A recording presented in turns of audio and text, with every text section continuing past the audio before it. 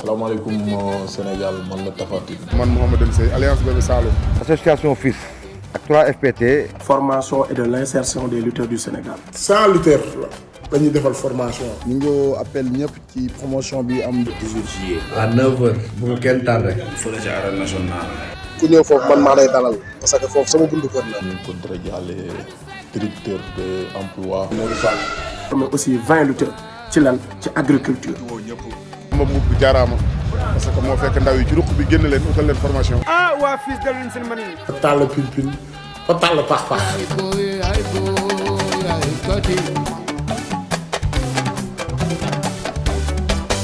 Merci tous les directeurs ou représentants des directeurs nationaux qui sont là. Merci, chers parents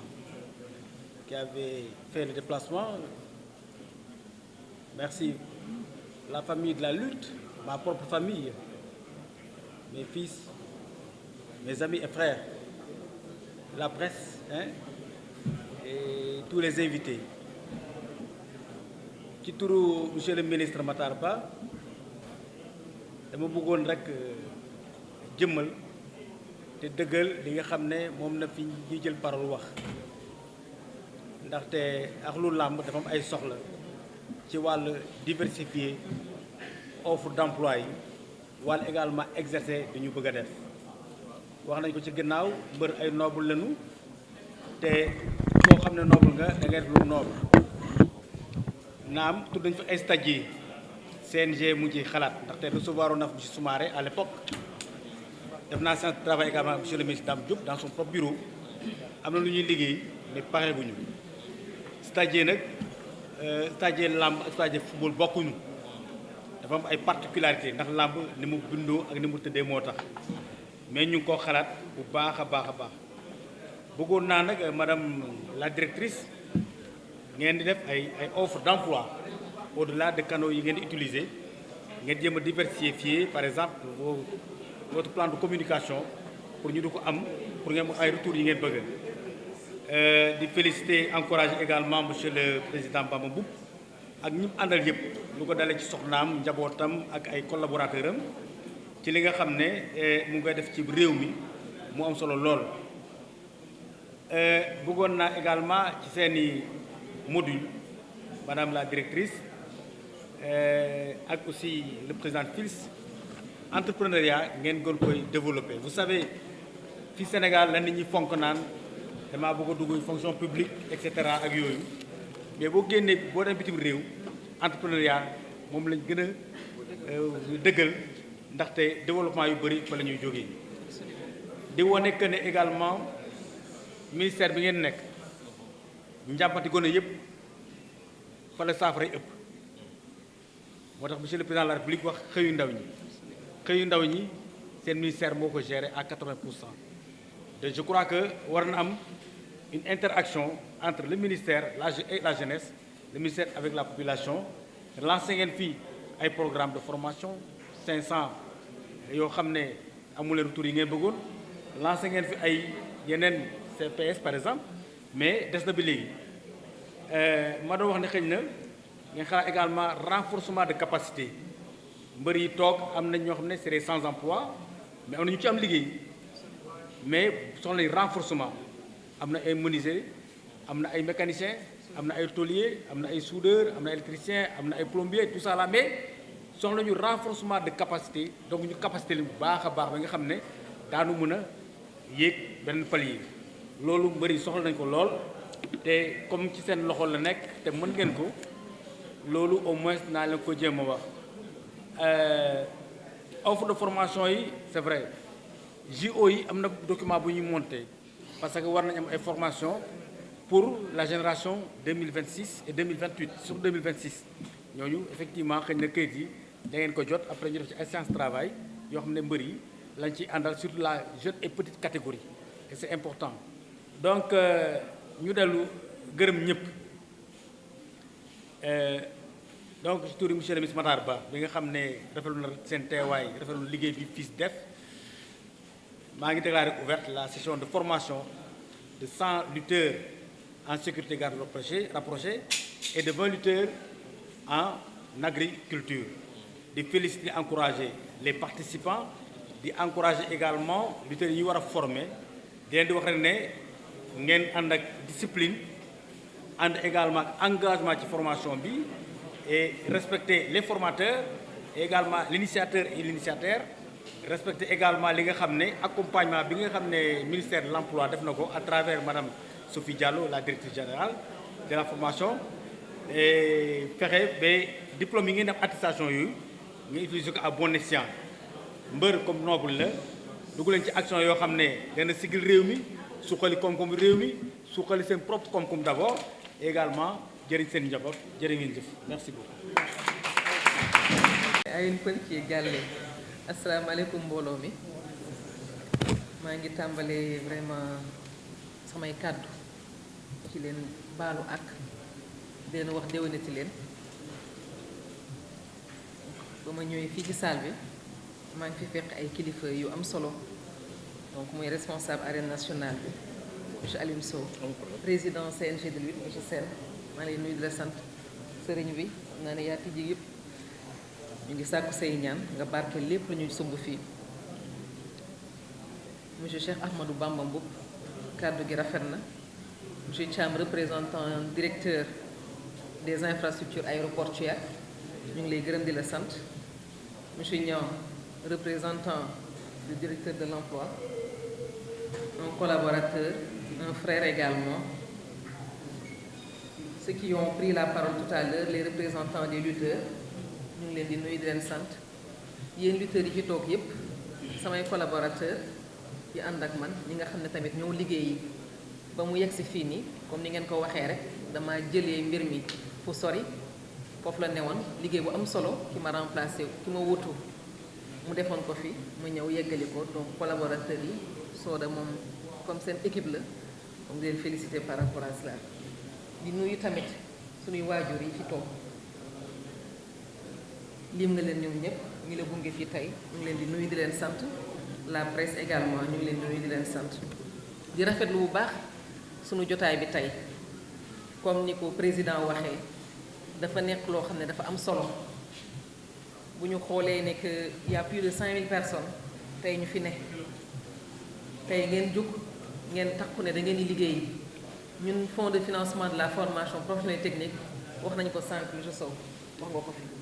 dafa nekk ci axe 2 plan Sénégal émergent loo xam ne dañoo soxla capital humain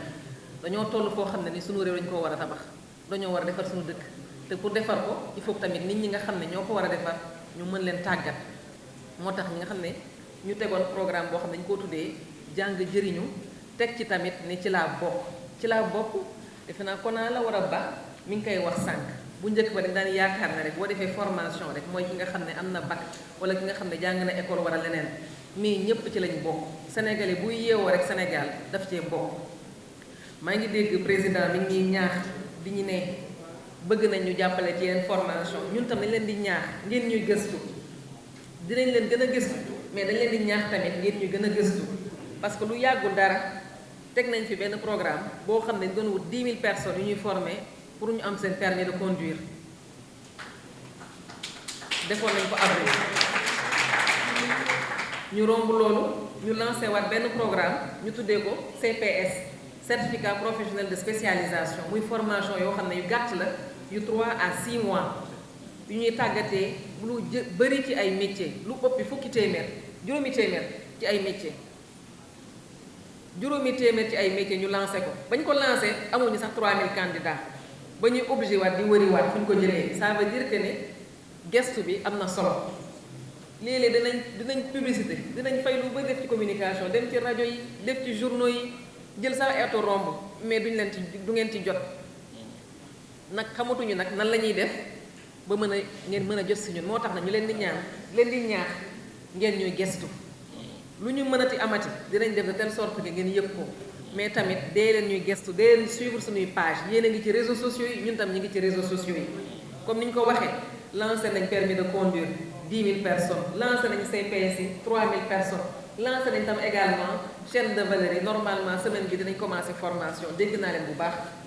du ma répété président de la république mais li ma waxoon dégg naa leen comme ne ngeen tamit bëgg ngeen yokk yeneen te lu normal la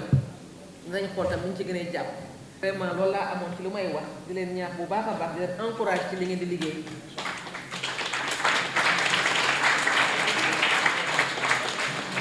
di wax ne nekk ne vraiment ci li ngeen sumb nii ñun 3FPT dinañ ci gën a jàpp pour mën a gën a xam nan la ñu mën a jàppalee pour que ku ci ne mën ci gis boppam jërëjëf. aouzu billahi minal sheytaani rajim ñu sant yàlla bu baax a baax di julli ci Seydina Mohamed sallallahu alayhi wa sallam di nuyu ñëpp nag di nuyu jiital nuyu ji suñu waajur yi fi teew muy suñu papa Serigne Babacar Mboup ak suñu yaay Fatou Mboup ak suma yaay Maguette ak suma yaay Adja ak Tata ñu ngi leen di nuyu bu baax di nuyu bu baax a baax Pam Ndiaye di nuyu sama soxna Fatou Cheikh Fall di nuyu sama papa Sangone May di nuyu aussi Isa mi ànd ak Fatou Cheikh di nuyu bu baax autorités yi nga xam ni ñoo fi ñëw di nuyu bu baax ki nga xam ni mooy sëtu Serigne Touba bi fi toog muy Serigne Khadim Mbacké ñu ngi koy nuyu bu baax di ko ziar di nuyu madame Sophie Diallo la directrice du 3FPT ànd ak toute sa délégation maa ngi sooda maa ngi jël seen nuyoo yéen ñëpp di ko teg ci loxo madame Sophie Diallo di nuyu suñu kilifa ci làmb ndax man dama am ñaari casquette dama nekk promoteur de lutte en même temps nekk aussi président association formation insertion de lutte du Sénégal kon nag suñu kilifa moo fi toog di président Bira Sène ñu ngi koy nuyu bu baax di ko sant di gërëm ci disponible am ku ne xam na ni xat na trop mais tey wax dëgg yàlla bàyyi na yiteem yëpp toog kon président ñu ngi lay nuyu bu baax a baax di nuyu le représentant du directeur de l'emploi Pape Modou Fall di suñu frère tey moom la promotion bi ñu déjee ko mais ay xat-xat téye ko mais mu yebal monsieur Niang mi nga xam ni moo ko fi représenté di nuyu bu baax monsieur Ali Sow mi nga xam ni sama doomu ndey la comme ni mu ko waxee di directeur marketing et communication bu agence sénégalaise promotion touristique di nuyu Moustapha Thiam mi nga xam ni moom moo fi teewal monsieur Souleymane Ndiaye wax dëgg yàlla am taxawaay ci bés bi moom it di directeur des infrastructures aéroportuaires du Sénégal mu teewal ko fi sëñ Moustapha ñi ngi kontaan bu baax sa teewaay di nuyu ki nga xam ni moom la ñu waroon jiital ci nuyoo bi di monsieur Amadou Sarr monsieur Modou Sarr mi nga xam ni mooy responsable arène nationale wax dëgg yàlla keroog bi ma ko Aliou Ba présenté comme ni mu ko waxee rek ma jox ko lettre bi normalement lettre bi ministère la waroon dem ministère moo ko waroon jox instruction pour mu jox ñu salle mais bi mu ko liiree rek comme ni ko waxee ci tàng-tàng bi la ñu ko jox parce que dafa ne yéen li ngeen di def yéen moom boo leen ko soxla woon 1 an sax dañ leen ko war a jox kon nag ñu ngi koy sant bu baax di ko gërëm du nuyu bu baax waa association FILS ndax tey li may wax rek association FILS man damay ndaw ñu jiital ma mais samay kilifa laa ci àndal yoo xam ni bi muy metti may soog a tàmbali ñoom laa ci àndal tey ku mel ni Ibrahima li mi toog di secrétaire général association FILS di notable bu mag Dalifort wax dëgg yàlla ñu bàyyi seen yite du dara luñ ci am loolu gis ni cause bu noble la ju ci ànd ak man di ma jàppale di nuyu Ibrahima Mbaye mi nga xam ne suma papa la mi ngi ni toog di trésorier association FILS di nuyu sama papa Ousmane Diouf mii mi nga xam ne moom it ba ma ñëwee ba léegi mi ngi jàpp ci liggéey bi di ci jàpp bu baax am ci taxawaay di nuyu sama papa Serigne Babacar Mboup mi nga xam ne moom mooy président comité tey communication bi mook Mbaye Sall sama rakk bi ñu ànd ci di liggéey bu rafet di nuyu Bëgg Fàllu mi nga xam ne moo yor organisation bi di nuyu bu baax suma frère Gora Ndoye ñu ngi koy nuyu di ko jox wàccuwaayam bu baax Matar comme ni ma koy waxee rek tey jii nii li tax ngeen war a am yaakaar bu baax du lenn moo tax ma koy wax mais Matar man li ma ko nawee mooy sérieux parce que bi ñu yàlla booleeg léegi def na ñaari at mu nekk jëmm joo xam ni képp koy garde corps rapproché Sénégal rek di garde ministre wala DG moom moo la formé kon tey yéen boo leen amee occasion moom mu formé leen ak équipe am kon kooku sant yàlla la te ñu jot a def formation bi yëpp bu njëkk da nga daan dégg nervi ay élection da daan am ay gaañante di am ñu bëri ñu ko daan jox étiquette bi mbëri te mbër noobul la mais bi mu ñëwee xamal leen ni nit dafay am formation bi ñu leen formé macha allah yu bëri ci yu mel noonu kenn déggatu ko kon Matar mention spéciale di nuyu bu baax di nuyu bu baax porte parole association lutteurs yi su ma nuyoo lutteurs yëpp rek dama ko teg ci loxo Kona ak Aliou Ba ñoom nekkoral ak Laasana mi nga xam ni wax dëgg yàlla moo géré organisation bi am ci coono wax dëgg yàlla Kona seen ay kàddu rafet na yéen a ngi sensibiliser seen ay rak di leen wan ni yoon bi nii la parce que ñun li ñu tax a jóg ñu bàyyi dim réew ñëw Sénégal du lenn lu dul jàppale ndaw yi parce que la jeunesse c'est l'avenir d'un pays kon nag ñi ngi am contenté bu baax a baax ci seen ay teewaay yéen ñëpp di nuyu lutteurs yëpp di nuyu membre FILS yëpp tey grand baba mi ngi nii moom it am ci taxawaay bu rafet grand baba ñu ngi lay nuyu di nuyu Amadou Ndiaye parce que sànq ci say biir wax Père Ousmane dama la ni 3FPT moo financé formation tey bi Matar Diouf maa ngi lay nuyu bu baax ak Pam Ndiaye ñu ngi lay ziar dama la ni 3FPT moo financé formation bi parce que dafa am lu am solo loo wax association FILS yàlla dafa def tey ma jiite ko mais li tax ñu créé ko sànq grand abouli Ibrahima Ly wax na ci kàddu yu am solo man dama nekkoon ndaw boo xam ne dama teel a immigré à l'âge de 19 ans laa dem bitim réew mais bi ma demee liggéey bii nii métier garde corps rapproché yàgg nekk sama deret ma yàgg koo bëgg bi ma demee bëgg koo liggéey tubaab bi xamal ma ni nit ki mënul liggéey te amul une formation professionnelle nit il faut nga qualifier il faut ñu former la parce que ci loolu dugg bu ñu la ci tàggatul aussi doo ci mën a dem ci noonu lañ ma formé une formation de 6 mois ma liggéey ak ñoom 10 ans mais dañ ne tukki jom la mais ñibbi si fulla la parce que nit ku ne war nga jéem a seet nan ngay ñëwee sa réew pour jàppale sa jeunesse réew taxawu leen ba ñu mën a am réussite yàlla def tey ma nekk bëre nekk sama deret juddoo Fass màggee Parcelles di doomu Bawol loolu bi mu amee ci laa ñibbi si Sénégal bi may ñibbi si sama directeur man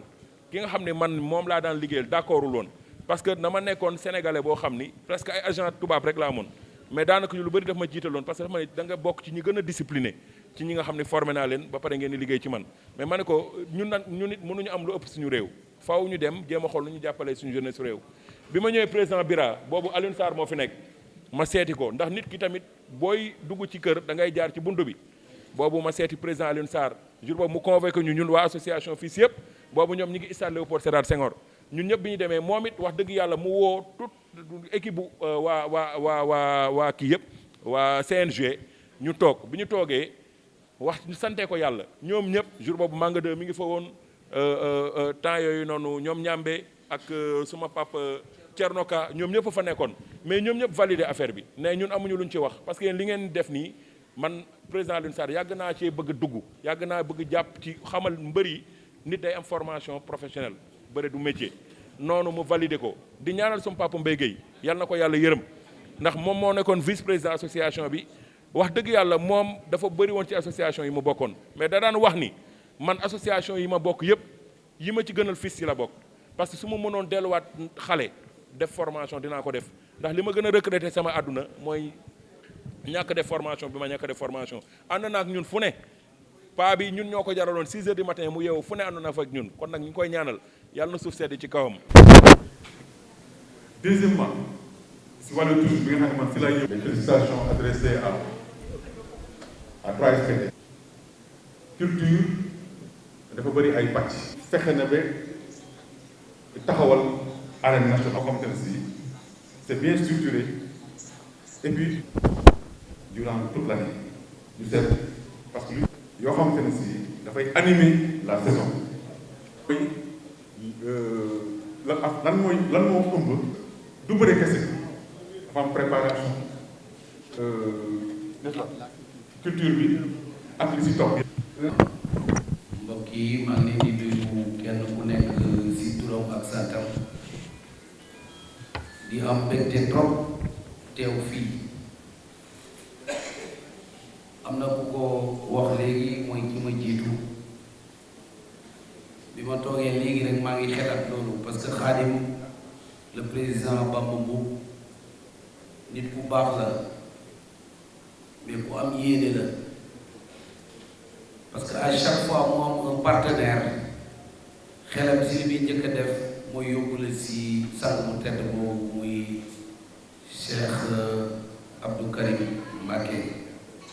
te amul sikki ne seen association bi ñaanam dugg na si kon barke rek la mën a doon ñu ngi leen di ndokkeel ci loolu bu baax président merci beaucoup maa ngi nuyu le président du CNG Birane Sène moom waa Kaolack la maa ngi koy wax léegi Khadim keroog bi ma ñëwee si lamb Ibou Faye bi à Kaolack ma ne ko wax naa ko fa lamb dafa bokk ci suñu culture te réew mu amul culture du dem comme dafa bokk suñu culture nekk cosaan ak aada dañuy sant yàlla bi nga xamee ni le président de la république jox secteur boobu parce que def na si investissement yu mag sànq président mu ngi koy wax mais lu tax ñuy féliciter Khadim Bamba Mboup di ko encourager mooy ne tey si PAP 2 bi le capital humain revalorisation capital humain dafa nekk lu am solo soo jëlee initiative bu former 100 jeunes lutteurs pour ñu am métier am insertion parewaat pour accompagner leen ñu mën a yëngatu si wàllu agriculture soo si wooyee le secrétaire général le président Souleymane Ndiaye bi nga xam ne moom mooy le directeur des infrastructures aéroportuaires du Sénégal te ñoru ko lu jeunesse yi dara ñoru ko lu liggéeyal président Macky Sall ak gunge ko mënuñ lu ñëw taxaw sa wet si lancement bi mais di la assurer ne notre camarade secrétaire général nee na du yem ak yow fii. sëñ bi aussi maa ngi lay nuyu di la jox sa wàccuwaay ak mbooloom invité yi nekk ci salle bi mais nag en fait dama tënku parce que tout simplement su ma ñëwee fekk fi directrice de la forme du 3FPT ñu bokk ministère donc muy sama kilifa donc jël kàddu dana ma diis parce que dans l'administration quand même dafa am hiérarchie peut-être xanaa ma ñaan ko rek placer quelques mots donc di jéggalu ci retard bi parce que tout simplement directeur de l'emploi Modou Fall moo bëggoon ñëw mais dafa am empêchement dernière minute ci la ma woo pour ma ñëw teewal ko fii di wax ni nag juumu leen le fait que ngeen parrainé directeur de l'emploi marraine directrice 3FPT parce que ci activité FILS yëpp presque ñooy ànd activité yëpp ñooy nekk ñoom ñooy former ñu insérer waaw donc nag li ma bëgg peut-être conseiller mooy quand même formation sécurité baax na mais ñu gën a diversifier ci yeneen métier sport yi parce que am na yeneen métier sport yu fi nekk yoo xam ni quand même c'est des métiers porteurs suñ ko diversifier insertion jeunes yi dina yomb beneen bi aussi ñu góorgóorlu aussi ci entrepreneuriat parce que dafa nekk secteur boo xam ni tey moom mooy solution pour régler problème mu emploi salarié parce que c'est bon ñu dem ci emploi salarié mais ce qu'on a constaté au Sénégal quand même amul suffisamment d'entreprises yu capables de recruter donc dañu war a dem ci entrepreneuriat mooy ñu nuy former ñu jéem xool nu leen di dajalee fexe ba nu créer entreprise su nu créer nag entreprise ñu mën demal seen bopp mais également mën a recruter ñeneen donc di wax ci turu Modou Fall quand même kontaan na loolu ci ngeen parrainé ko promotion bi te nee na pare na quand même pour jàppale leen ba nu gis seen bopp bu baax a baax donc li des ci kàddu gi dama koy bàyyi ak directrice comme moo fi teewal ministre moo fi teewal xaritam directeur de l'emploi monsieur Modou Fall donc mu jottali kàddu yi maa ngi leen di sant di leen gërëm. président du CNG Sène di am mbégte bu rëy nag ci bokkoon ci promotion yi nga xamante ni ñoo précédé ñu formé ñu ci turu association FILS parce que je suis le porte-parole des lutteurs de l'association FILS donc tey actuellement nii on est des diplômés ba pare aussi ñu am ay cartes professionnelles ba pare aussi direction de l'emploi inséré ñu plus de 80 lutteurs ci promotion bi nga xamante ni moo jiitu loolu ñu ciy sant Pape Modou Fall direction de l'emploi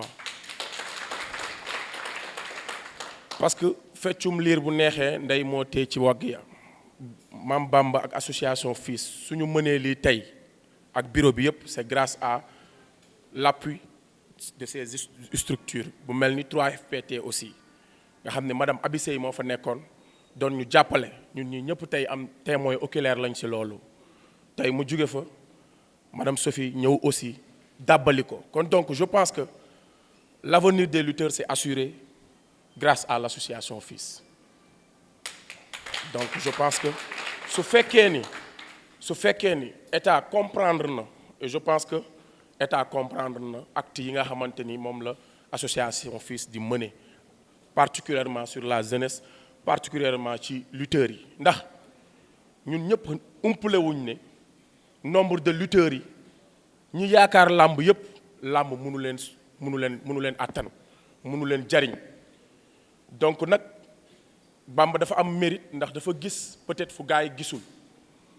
foo xamante ni peut-être CNG mi nga xam ne sax moom mooy comité national de gestion de la lutte sénégalaise nga xam ni ñun suñuy avenir ak suñu licence ak lépp moom moo ñu gérer gisul woon loolu mais Bamba dafa ñëw am vision boobu mooy lan mooy naka la ñuy def ba ñi nga xamante ni ñu ngi bëre yaakaar làmb te làmb mënu leen contenir ñoom ñëpp nan la ñuy def ba insérer leen dans la société nan la ñuy def ba ñu am formation ñu jàng ak ñu ñàkk a jàng c'est tellement important kon donc geste yooyu dañ ko war di glorifier dañ ko war di yëkkati ndax bëri na ay sénégalais yu mel ni Bamba Mboup yoo xamante ni tey soxla nañu appui ba nga xam ne état moo leen koy defal ñun mbëri aussi donc ñun mbëri aussi bénéfice bi ñu ciy bénéficier wu dafa jéggi dayoo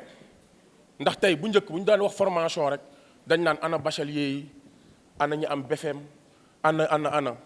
daawuñu xalaat mbëri wala ñuy xalaat ñi nga xam ni dañoo teel a bàyyi jàng wala ñoo xam ne métier la ñu am te bu fekkoon daf ñuy former rek ci technique de sécurité et de garde rapprochée mais daf ñuy former ci yeneen sérigraphie tey wax nañ suba war nañu def lancement bu nga xam ne dañu war a former 20 lutteurs ci lan ci technique nan la ñuy bayee naka te bay ku ne xam na ni pour ñu am autosuffisance alimentaire tey moo nekk loolu ci àdduna bi. asalaamaaleykum mbooloo mi ñu ngi leen di nuyu kenn ku nekk sa tur ak sa sant di am tey contentement balaa may nuyu kenn damay nuyu d'abord ki nga xam ne moo di kilifa gi fi nekk sant Mbàkke ñu ngi koy yóbbante nuyoo ci kilifa diina yëpp mu sëñ Xaadim Mbàkke di nuyu le président du CNG muy Bira Sène di kontaan ci teewaayam fii di nuyu tamit ki nga xam ne moom moo di le président de FILS di Amadou Bamba Mboup di nuyu lutteurs yi nga xam ne ñoom ñu ngi fi di nuyu aussi assistance bi nga xam ne ñoom ñëpp ñu ngi fi di nuyu directeur bi nga xam ne moom mooy monsieur Sarr bi nga xam ne mooy directeur stade bi moo ñuy jox fii salle bi ñu nekk fi ñu ngi koy remercier bu baax a baax di rafetlu wax dëgg yàlla li nga xam ne moom moo di taxawaayam di nuyu aussi ki nga xam ne mooy représentant ministre bi nga xam ne mooy le directeur des aéroports di nuyu aussi tamit représentant nga xam ne mooy représentant directeur ANAMO di nuyu aussi ki nga xam ne moom moo di madame Sophie Diallo bi nga xam ne mooy directrice 3FPT di am contentement ci li ñu wane ne l'état c'est la continuité parce que maître madame Abissey moom moo nekkoon directrice 3FPT su ngeen seetloo sax formation bi ba ñu dugalee liste bi yàgg na c'était au mois d'octobre la woon octobre ba tey ñu ngi nekk au mois de juillet bañ ko dugalee toog di xaar tombé na formation bu 80 lutteurs yi nga xam ne defoon nañ ko ñu réclamer boobu abissé yi fi nekkoon ne ko dañu bëggaat 100 mu accordé ñu ko balaa nag moom muy ñëw affaire bi nekk balaa ñu koy valider fekk moom dem na madame Sophie Diallo miy ñëw ba mu ñëwee nag wane ne l'état c'est la continuité ba mu ñëwee dafa ñëw daal di ñëw valider loolu kon loolu ñu ngi ko ciy gërëm di ko ci sant bu baax a baax madame Nafissatou Diallo mi di won ne que ne Sénégal noonu la te liggéey état noonu la da ngay ñëw fekk liggéey nga ñëw continuer ko di wax ne l'essentiel mooy lan gis nga jeunes yi yëpp toog ñi ñëpp ay jeunes lañ am seen doole nekk ay mbër te ñoom ñëpp ñu ci bëri soo gisee ñoom ñëpp ñëw pour ñu former leen parce que amuñ ci leen lu ñu jàpp kon ñu ngi leen ñaan yow monsieur Thiam ñun suñu wax fi ñu koy accès moom mooy fan ngeen fexe dimbali ci insertion mooy xëyu ndaw ñi dimbali leen ñu ba ñi nga xam ne bu ñu leen formé fi bu ñu génnee fii ñu jox leen liggéey formé nañ leen ba pare nañ leen jox liggéey nag li ñu bëgg waxuñu liggéey kese nii nga am sa contrat dañu bëgg liggéey bu durable nañ am ay CDI contrat à durée indéterminée ay CDI loolu nag ñu ngi leen koy ñaan di leen ko yóbbante comme président Macky Sall dafa ñëw wax ne moom politique emploi des jeunes loolu la ko tax a jóg loolu la bëgg xam na ne ndaw ñi dañu bëgg liggéey xam ne ndaw ñi amul kenn ku leen jàppale te moom moo fi nekk comme président tey tamit ñëpp gis nañu wax dëgg yàlla mu ngi góorgóorlu bu baax a baax ci côté boobu ndax kat waa FILS bi ñu formé bi waa ak collaboration 3FPT bi ñu formé actuellement presque lu mot 500 lutteurs formé nañ leen am na lu mot presque 60 yoo xam ne tey ñu ngi liggéey ñii toog ci promotion ba le passe moom lañ bokkoon ñoom ñëpp dañ leen embauché ba ñu ngi liggéey te nga xam ne moom mooy direction de l'emploi. ñu ngi gërëm bu baax a baax Pape Modou Fall di ko wax na dañu bëgg mooy na yokku ñu ngi koy wax loolu na ko yokk parce que 100 yi taxaw nii am na yeneen 200 yu taxaw yoo xam dañu bëgg pour ñu former leen kon madame Souf Diallo yow loolu yow lañ koy waxaat nga jàppale ñu ci loolu. waaw saa bi maa ngi nuyu képp ku fi teew di leen jox seen wàccuwaay bu baax a baax waaye di nuyu suñu sëriñ Cheikh Amadou Bamba di nuyu kilifa bi daam di nuyu le président Bira di nuyu ñi ne ci salle bi yëpp lim jum vraiment di am contentement bu baax comme ni ko suñu frère Bamba bu defee parce que lii nii initiative bu rafet la parce que lii le président Bira wax léegi rek Sénégal kenn mënu ko wax te doo wax mbër te ñii fi nekk ñëpp tey ku ci nekk ay champion ngeen gox bi ngeen dëkk da nga xam ne ngeen koy représenté lamb nag ñu ñëpp ñoo ci jariñu am na ñoo xam ni seen chance ngi ci lamb am na ñoo xam ni yàlla moo bind ne dañuy jaar ci lamb mais duñ fi am li ci ñëpp war a am mais li ngeen def nii tey lu may kontaan la parce que tey damay wax ni que Sénégal jeunesse bi ñoo koy mujjee te ñii ngeen fi gis ñëpp tey ku ci nekk tey am na lu boot sa ginnaaw kon tey suñu frère Bamba bu amee initiative créé lii nga xamante ne mooy fisc ñu leen di defal ay formation loolu lu ñëpp war a kontaan la parce que tey suñu ay frère rek ñoo fi nekk digoo ngi nii xam nga ñoom nu mu tuddati champion bàyyi ni may seen moom aussi tamit nu mu tuddati Aliou Seye Junior xam nga booy bëree ngi fii nii tey jii ku ci nekk yaa ngi ci lamb di ci gañ sa fin waaw kon tey su ngeen defee lii ngeen def nii tey booloo wane ni yéen Sénégal dafa am ci yéen cër parce que arène nationale bi tey jii comme ni ko président waxee bi ñu koy def ñu bëri dañ ne woon bëri mérito wuñ ko mais tey bi ñu ko defee ba léegi ku ne gis na tey combat yi fii am ñii fi nekk aussi tamit ku ci nekk am looy représenté ci lamb kon suñu frère Bamba dañ lay remercier bu baax ci lii nga xamante ni tey am nga ko comme initiative damay faral di ko wax chaque jour lamb ji la plupart day am des fois yenn affaires yi am ci kaw tribune yi mais pourquoi pas tey war ñu mën a récupérer ci ñoom dugal leen ci biir tribune yi ñu doon ay stagiaires comme quoi que tey jii nii lépp lu nar a xew ñu demandé tey ñi nga xamante ni ñooy sécurité bi pour ñu mën a ñëw def seen liggéey parce que des fois tamit lamb tamit am moment boo xamante ni tey jaxasoo day am te policiers yi mënuñu def lépp mooy demandé waat loolu aussi tamit di waxaat état bi waaw di demandé waat état bi aussi tamit ñu gën a jàppale suñu frère Bamba boobu parce que vraiment initiative bi mu am rafet na parce que fu ko neexoon mu toog Europe di liggéey wala mu nekk ci yeneen activité mais jëw na jàppale waat ay frère am jëlaat ay moyens di ko ci def te ku ne xam na ni lii yomb dafa laaj ay moyens kon ñu ngi gën a waxaat suñu ministre Dame Diop mu gën a appuyé waat suñu frère Bamba boobu parce que lii nii lu rafet la nit ñi ko bëgg bëri na mais amuñu initiative bi comme moom am na ko nag ñoo ngi koy ñaanal parce que ànd nañu ak moom dem ba sëñ Abdou Karim Mbacké mu defal ko ay ñaan yaakaar naa jox na fa ñu bëri diplôme keroog bi ñuy dem Père Pape Diouf ñoo ànd mu def fa ay waxtaan yu am solo gën a xamalaat ni waa lamb ne moom sëñ Abdou Karim Mbacké day seetaan lamb te bu sañoon du ciy gis yenn violence yi wala yenn affaire yi kon tey na waxaat ñu ngi waxaat waa Dakar nañu gën a respecté lamb parce que moom kilifa la mais day seetaan lamb kon lamb mënul dem Sénégal mënul dem sans lamb ndax suñu kilifa yi mag yi sax dañ koy seetaan encore une fois di remercier waa suñu frère di remercier ñi nekk ci salle bi yëpp di ñaan yàlla defal ñu jàmm merci. salaamaaleykum Sénégal man la Tapha Tine. man Mouhamadou Seye Alliance Bébé Saloum. association FILS ak 3FPT. formation et de l'insertion des lutteurs du Sénégal. 100 lutteurs la dañuy defal formation. ñu ngi appel ñëpp ci promotion bi am 18 juillet. à 9h bu ko kenn tardé. fële ci arène nationale. ku ñëw foofu man maa lay dalal parce que foofu sama buntu kër la. ñu ngi ko jaale directeur de emploi. Modou Fall. mais aussi 20 lutteurs ci lan ci agriculture. ma mbubb jaaraama parce que moo fekk ndaw yi ci ruq bi génn leen utal leen formation. ah waa FILS def leen seen mën fa tàll pin fa tàll pax pax.